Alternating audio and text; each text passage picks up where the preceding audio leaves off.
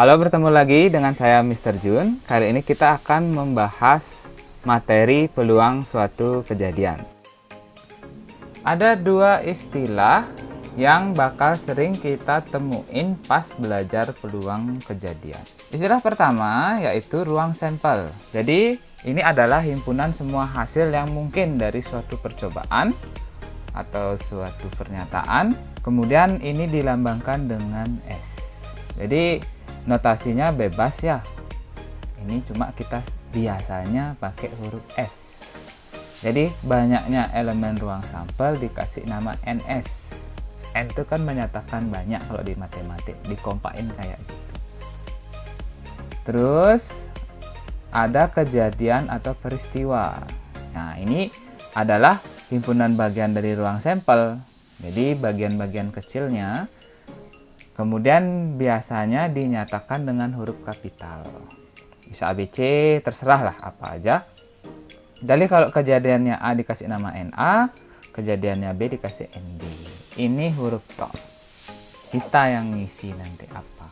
Kemudian peluang suatu kejadian itu dilambangkan dengan yang namanya P. Jadi misalnya peluang suatu kejadian A, kita kasih nama PA, otomatis cara ngitungnya adalah NA dibagi dengan NS. Jadi sederhananya dalam penghitungan peluang, yaitu peluang suatu kejadian adalah banyaknya kejadian dibagi dengan banyaknya ruang sampel. Bagian sulitnya adalah gimana nentuin banyak kejadiannya, gimana nentuin ruang sampelnya. Kita akan mulai dengan contoh yang sederhana terlebih dahulu. Dari suatu set kartu bridge tanpa joker akan diambil satu kartu secara acak. Berapa peluang mendapatkan? Yang pertama kartu as, yang kedua itu kartu wajah berwarna hitam. Jadi seperti penjelasan yang tadi, inti dari soal peluang itu adalah bagaimana cara mencari NS dan mencari NA. Ya, kejadiannya bebas ya, hurufnya nggak harus A. So, gimana caranya? Yang pertama, kita harus tahu satu set kartu bridge itu apa aja sih yang tanpa joker. Bagi yang nggak tahu kartu bridge itu apa, nih namanya kartu bridge. Kita namanya kartu remi biasanya namanya. Jadi ini kalau kita hitung ada berapa nih? Ini ada 1, 2, 3, 4. Kan ada 4 nih, keriting, waru, hati, sama diamond. Kemudian ini ke berapa nih? Ke kanannya ada 13. Dari as sampai 10. Habis itu ada nih kartu gambar muka atau gambar wajah yang Jack King Queen, Jack Queen King. So, ini totalnya ada 52 kartu. Jadi kalau kalian megang satu deck kartu bridge itu yang tanpa joker, itu ada 52 kartu. Jadi kemungkinan yang bakal ada atau semuanya itu ada 52, sehingga kita bisa mengetahui bahwa NS-nya adalah 52. Jadi satu problem ketemu, NS-nya sudah ketemu. Ntar itulah yang jadi pernya. Kemudian kita coba masuk ke masalah yang pertama. Anggaplah A itu adalah kejadian terambilnya kartu as. Jadi sekarang tinggal kita hitung NA. Kita lihat aja kartu asnya ada berapa. Kartu asnya kan ini doang. 1, 2, 3, 4. Jadi NA-nya ketemu dong. Jadi NA-nya adalah 4. Lalu berapa PA? Ya tinggal NA dibagi dengan NS. Jadi intinya bagian susah dari pelajaran peluang ini adalah nyari NA sama NS-nya. Kalau sudah ketemu tinggal tumpuk aja. Jadi NA-nya 4, NS-nya itu 52. Sampingnya tak tulis ya. Ini berarti sama dengan 1/13. Kalau kita buat kesimpulannya, jadi peluang terambilnya kartu as adalah 1/13. Selesai. Kita hilangkan dulu ini, kita hapus dulu, kita coba ke kasus yang kedua. Di kasus yang kedua, karena kita masih ngambil kartu yang sama, berarti NS-nya masih 52. Kemudian, di peluang yang kedua ini, yang nomor 2 ini, pertanyaannya adalah berapa peluang mendapatkan kartu wajah berwarna hitam? Berarti kita definisikan B adalah kejadian terambilnya kartu wajah berwarna hitam. Jadi yang perlu kita cari NB-nya. Karena ini kejadiannya bisa kita lihat secara langsung, kita tinggal cari yang mana sih kartu wajah berwarna hitam. Jadi kartu wajah tuh ini, yang bagian sini ya, dan dia berwarna hitam. Sedangkan yang di bawah ini kartu wajahnya berwarna merah. Hitung aja, berarti ini ada 1, 2, 3, 4, 5, 6.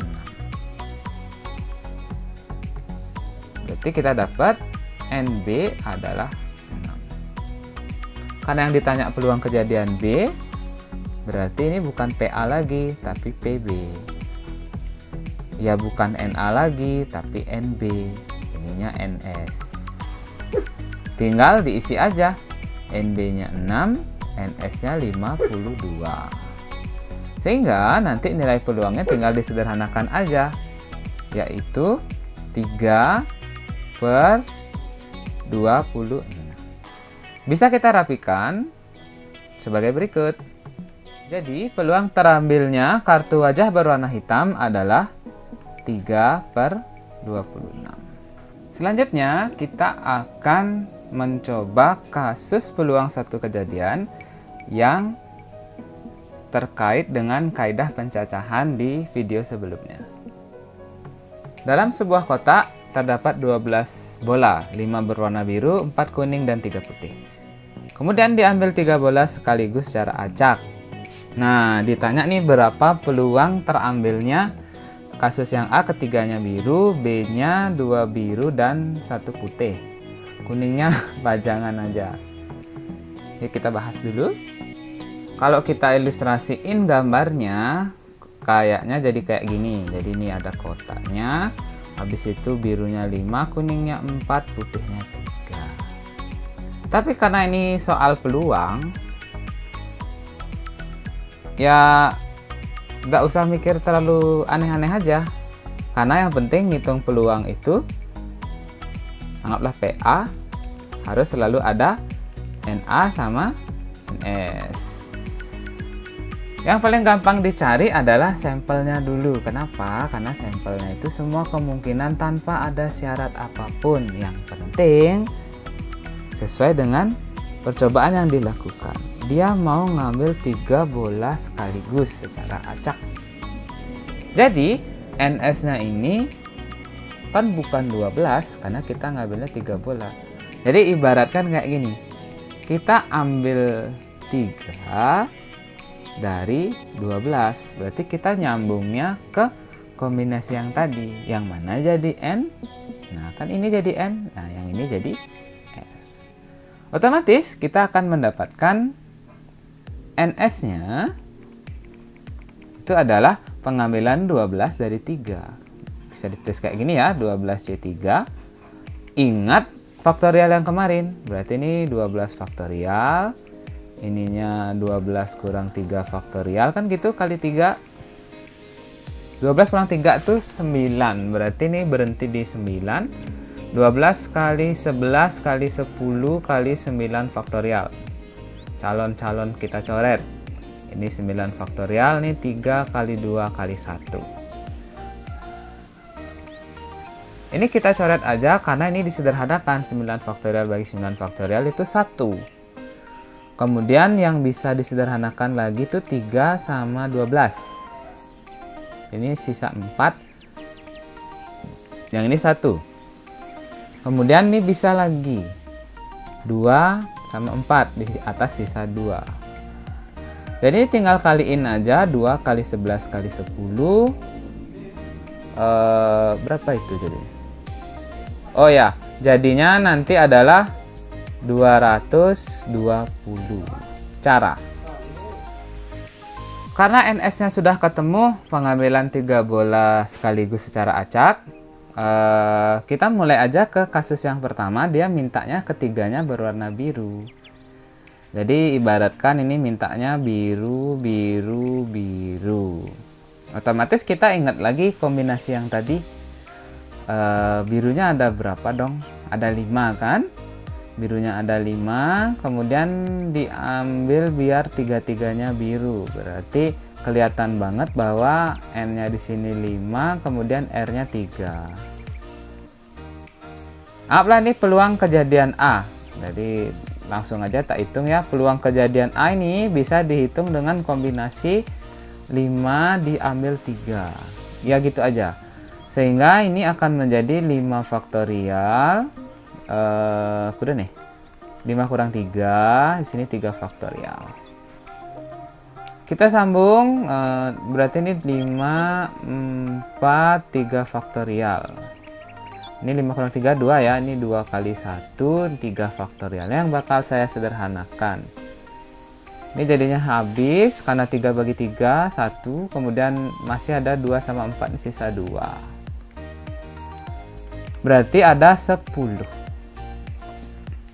Sehingga kalau kita mau hitung peluangnya, peluang kejadian A tinggal pasang 10 yang tadi dan 220. Jadi kejadian bisa terambilnya atau peluang kejadian terambilnya 3 bola biru adalah 1/22. Baik, kita ganti ya ke kasus yang kedua. Di kasus yang kedua itu diminta, kasus B itu diminta biar ada birunya 2, kemudian putihnya 1. Berarti ini termasuk 2 kali kita kerja, karena ini berarti birunya kan ada 5 tuh, berarti 5C2 karena birunya ada 5 ambil 2 sama putih. 5 putihnya berapa tuh? 3 ya. Nah ini dikali lagi dengan 3C1. Jadi karena kasusnya cuma BBP gini, 2 biru sama putih ini, berarti tinggal kita kaliin aja. Terambil 5 dari 2 sama terambil 3 dari 1. Ya dirapiin aja sih. Berarti ini anggaplah PM gitu aja lah. PM, NM gitu. Suka-suka kita ngasih nama hurufnya biar gampang. Apa atau NBBP, terserah lah. Yang ini aja NM gitu biar gampang. Berarti ini 5 faktorial 5 kurang 2 faktorial kali 2 faktorial. Ini tinggal dikaliin aja 3 faktorial 3 kurang 2 faktorial kali 1.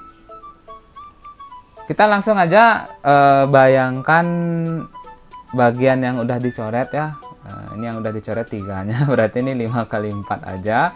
3-nya udah hilang, di sini kali 2. Kemudian nih 3 kurang 2, 2. Berarti 2-nya hilang, kayak yang tadi, biar nggak banyak nulis. Nah, bagi 1. Yang bisa disederhanakan lagi 2 sama 4-nya, ini sisa 2. Otomatis ini jadinya ada 30. Dah, karena dia adanya 30, kita langsung aja. Peluang kejadian M. Ini NA-NS, berarti ini NM, NS. Langsung aja dah, 30/220. Berarti peluang kejadian M ada 3/22. Jadi kurang lebih seperti itu sih cara-cara peluang ke suatu kejadian dasar. Jadi intinya yang kalian cari di peluang kejadian di dasarnya ini adalah kalian cari NA-nya berapa, NS-nya berapa, atau terserah yang mana duluan ketemu ya, tapi biasanya NS-nya yang duluan ketemu. Cari NA-nya tinggal bagi gitu aja. Bisa ya? Thank you.